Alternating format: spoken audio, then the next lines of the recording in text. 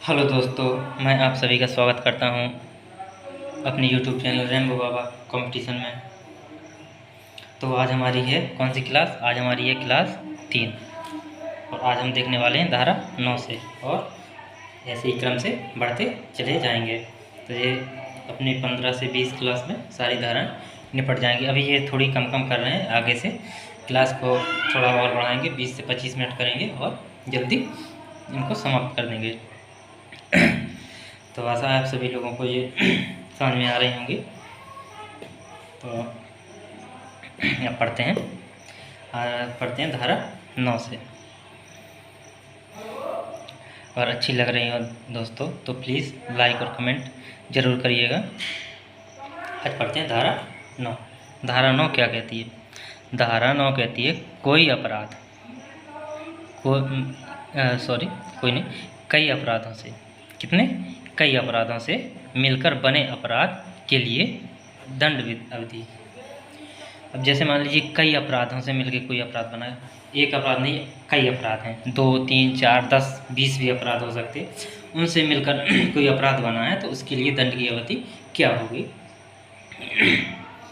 ये इसको ऐसे समझें, नहीं समझ में आया तो इसको ऐसे समझें। कैसे समझे इसको? कई दंड हैं। अब दंड कई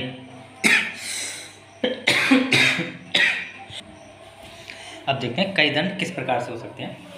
जैसे मान लीजिए कोई व्यक्ति एक है, ये मान लीजिए ये पी व्यक्ति है। पी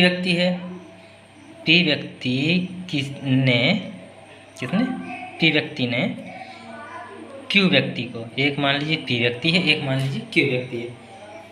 पी व्यक्ति ने किसी क्यू व्यक्ति को लाठी से अच्छी तोड़ाई कर दी, 10, 20, 50, 100 लाठी अच्छी सूंढ दी दबा के। तो अब क्या, अब उसमें इसने कितनी, मान लीजिए इसने 50 लाठी मारी इसको, पी ने क्यू को 50 लाठी मारी। अब ये क्यू कहाँ चला गया? थाने में रिपोर्ट करने के लिए। अब तक क्यू ने रिपोर्ट करी उसको, ये दोनों कोर्ट में गए। तो अब ये कोर्ट क्या करेगा? अब ये कोर्ट ये देखेगा कि पी ने क्यू की पिटाई करी, तो इसने ये बताएगा कि मुझे 50 लाठी मारी, क्यू द्वारा 50 लाठी मारी गई। तो इसे ये तो कहेगा कि मुझे 50 लाठी की सज़ा, उसको 50 लाठी की सज़ा मिलनी चाहिए। लेकिन कोर्ट ये नहीं करेगा। कोर्ट क्या करेगा? कोर्ट ये देखेगा कि एक लाठी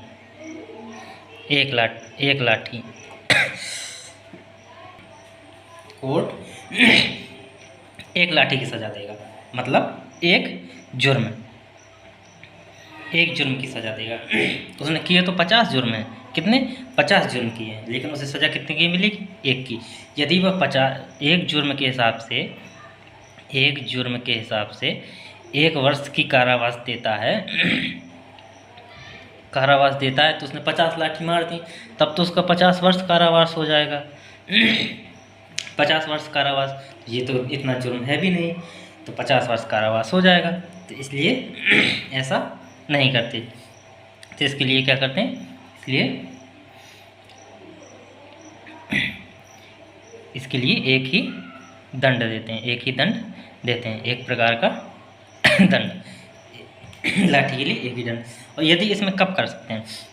यदि मान लीजिए पी क्यू को तो पेल ही रहा था लाठी से, यहीं कहीं आर आ गया, बीच में कूद पड़ा। अब पी ने जो आर की भी सुताई करी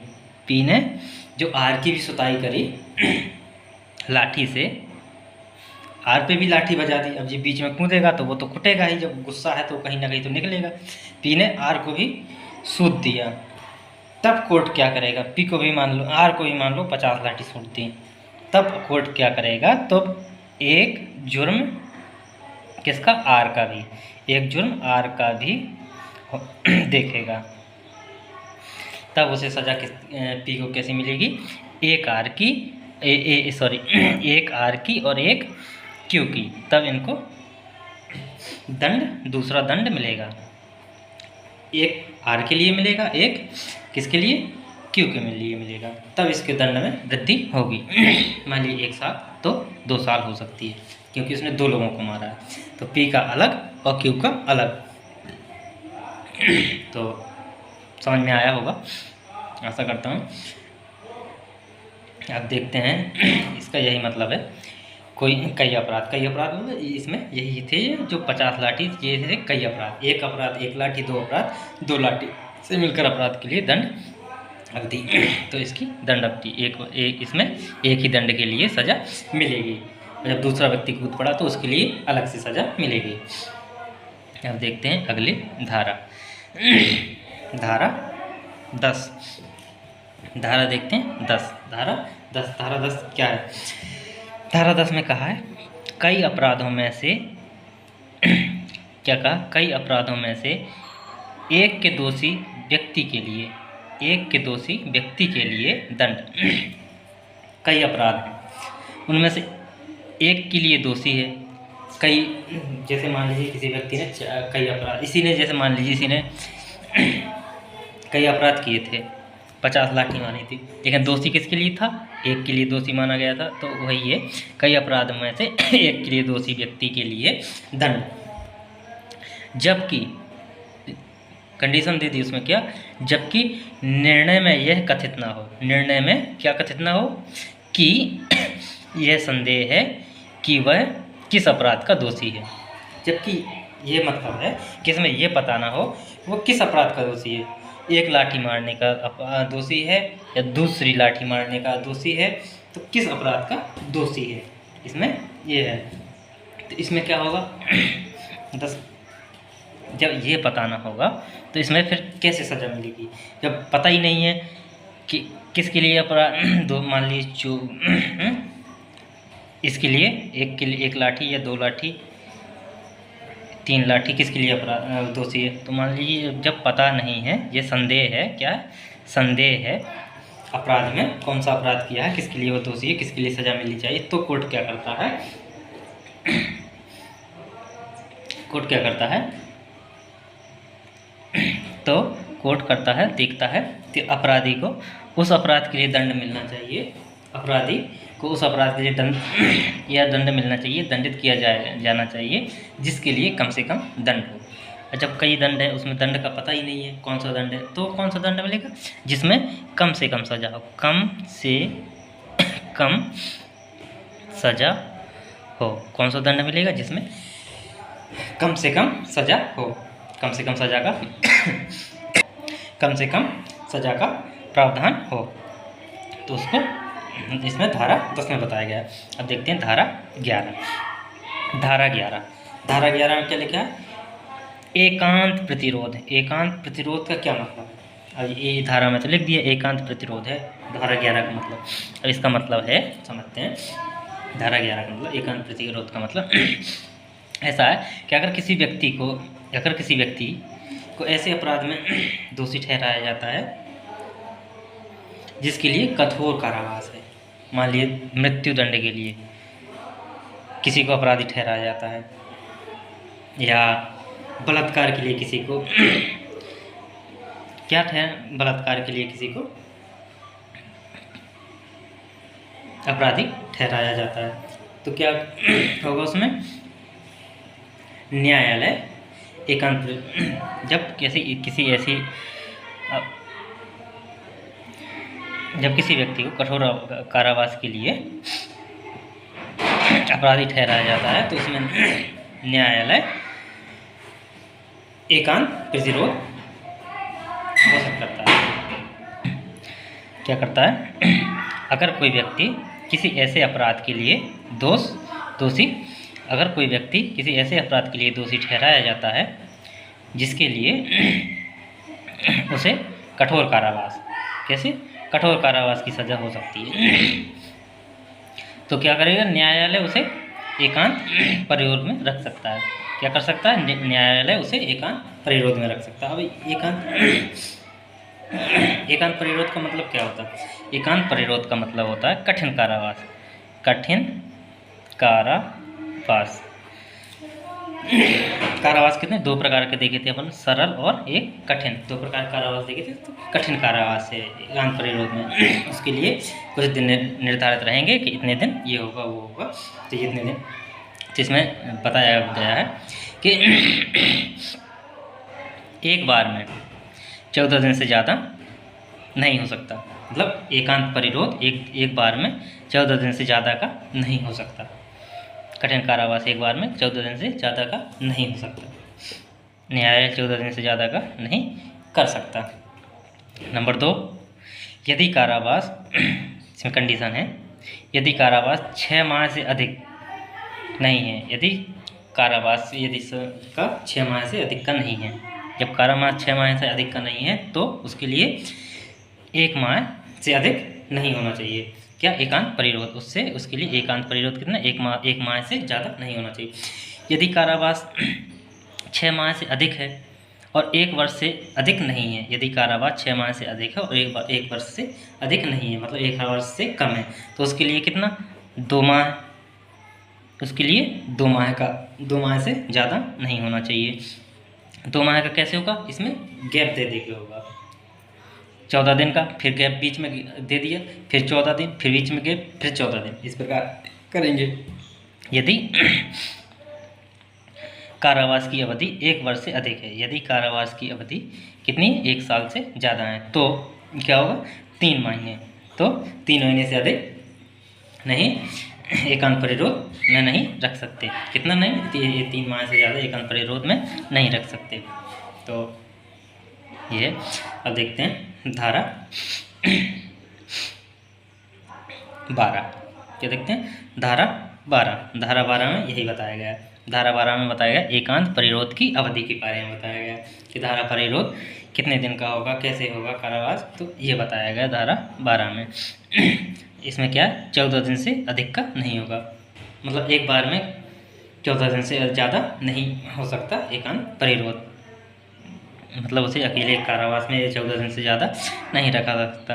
नंबर 2 में क्या है बताया गया उसमें, जब कारावास 3 माह से अधिक हो। क्या हो? जब कारावास 3 माह से अधिक हो तब दिए गए संपूर्ण कारावास में किसी 1 माह के अंत में, किसी 1 माह, जब 3 माह का कारावास है तो उसमें किसी 1 माह के अंत में, मतलब महीना के अंत में क्या होगा? पहले माह में भी हो सकता है, दूसरे माह में है या तीसरे माह में, किसी भी माह के अंत में एकांत परिरोध कितने? 7 दिन का। कितने दिन का? 7 दिन का हो सकता है, इससे अधिक नहीं होगा। यदि कारावास कितना है? 3 माह का है तो उसमें 7 दिन से ज़्यादा नहीं होगा। और कैसा होगा? किसी माह के अंत में होगा। देखते हैं धारा 13। धारा 13 में क्या बताएगा? पूर्व दोष सिद्ध के पश्चात कतिपय अपराधों के लिए वर्धित दंड। जो पूर्व दोष हैं, जो पहले के दोष हैं, जो या पहले के अपराध हैं, यदि वो सिद्ध हो रहे हैं तो उनके लिए अपराध के लिए दंड क्या होगा, इसमें इसके लिए प्रावधान किया गया। इसमें बताया गया कि जब यदि कोई व्यक्ति भारतीय न्यायालय द्वारा इस संहिता, जो कौन सी संहिता है अपनी, जो भारतीय न्याय संहिता है, भारतीय न्याय संहिता के अध्याय, कौन से अध्याय 10 और अध्याय 17, इसमें बताया गया अध्याय 10 व अध्याय 17 के अधीन, इन दोनों के अधीन कितना? 3 वर्ष या उससे अधिक अवधि के लिए, 3 वर्ष या अधिक अवधि के लिए दोष सिद्ध है। यदि कोई व्यक्ति के जो पूर्व दोष सिद्ध